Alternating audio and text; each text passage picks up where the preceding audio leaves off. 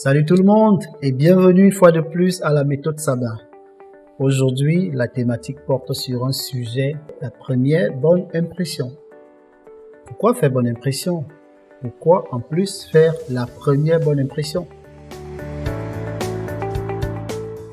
Ce sujet est très passionnant parce que c'est le cœur même du métier d'un commercial.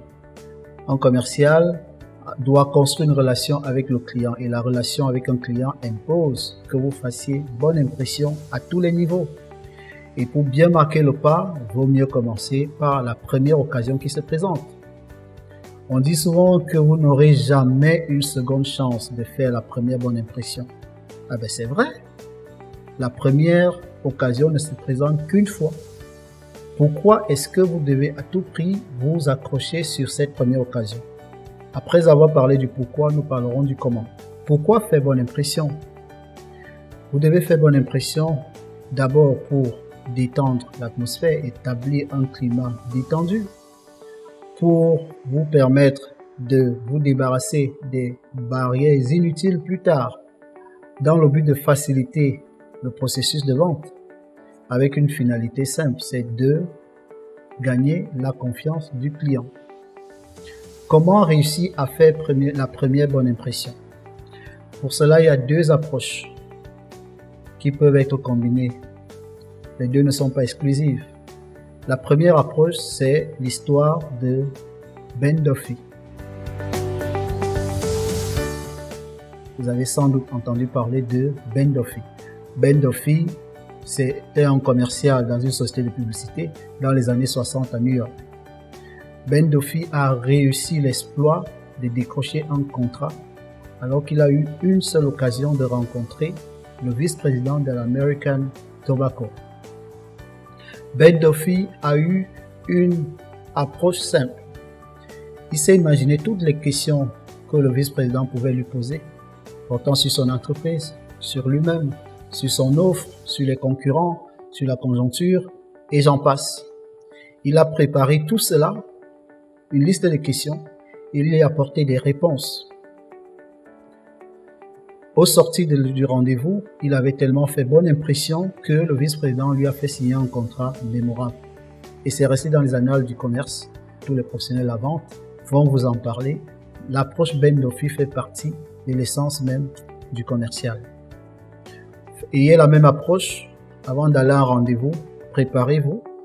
Vous devez prévoir toutes les questions possibles auxquelles vous pouvez faire face. Quand vous allez rencontrer un client, un prospect, posez-vous la question de savoir qu'est-ce qu'il va me demander ce monsieur. Faites une liste exhaustive ou quasi exhaustive de toutes les questions qu'il pourra vous poser. Apportez-y des réponses brèves, concises, précises. Et à la fin, vous verrez que la première rencontre avec le client se passera bien parce que vous aurez marqué l'esprit de ce client positivement. Vous aurez alors fait une première bonne impression. La deuxième approche couramment utilisée également et enseignée, c'est les 4 x 20, la règle des 4 x 20. 4 x 20, mais quelles sont ces 4 dimensions? Il est dit communément que les 20 premières secondes sont capitales lorsque vous rencontrez un client. Il est également dit que les 20 premiers pas que vous allez faire sont capitaux.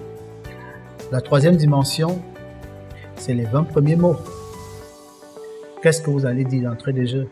Ayez un discours structuré. Et la quatrième dimension, les 4 x 20, c'est les 20 premiers centimètres du visage. Voilà, j'espère que vous avez apprécié ces différentes approches. On dit souvent ce qui se conçoit bien s'énonce clairement et les mots pour le dire viennent aisément. Concevez bien votre produit. Ayez exactement les points forts et les points faibles de votre produit dans la tête. Sachez exactement qui vous êtes. Sachez toutes les questions, toutes les réponses possibles qu'on peut vous demander à apporter lors d'un entretien sur votre entreprise. Ayez toutes les caractéristiques nécessaires par rapport à vos clients et vous verrez que vous concevrez l'approche client différemment. Soyez bien préparés, ayez une bonne approche, souriez et vous verrez que la première bonne impression n'est pas aussi sorcière que ça.